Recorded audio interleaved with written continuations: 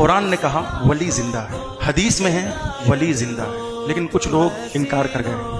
مگر آج بھی الحمدللہ جو قرآن نہ سمجھ پائے، حدیث نہ سمجھ پائے، یہ چوچا شریف پہنچ جائے، انشاءاللہ وہ اپنی آنکھوں سے دیکھ لے گا ہاں ولی زندہ ہے۔ اگر ولی زندہ نہ ہوتا تو یہ جنات کس سے بات کر رہے ہیں؟ اے مخدوم چھوڑ دے، اے مخدوم فیصلہ فرما دے، اے مخدوم فلاں نے کھلایا تھا، اے مخدوم اب نہیں ہوگا، اے سید، اے جلالی چھوڑ دے، فیصلہ کر دے۔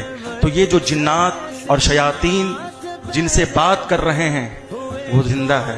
تو پتہ کیا چلا کہ قرآن سمجھ میں نہیں آیا، حدیث سمجھ میں نہیں آئی، مگر جب جنات آئے تو سمجھ میں آ گیا کہ جب مخدوم زندہ ہے تو خواجہ بھی زندہ ہے، جب خواجہ زندہ ہے تو الحمدللہ بغداد کے بڑے پیر بھی زندہ ہیں، اور جب غوث اعظم زندہ ہیں تو حسین ابن علی بھی زندہ ہے، اور جب حسین زندہ ہے تو حسین کا نانا نبی بھی زندہ ہے۔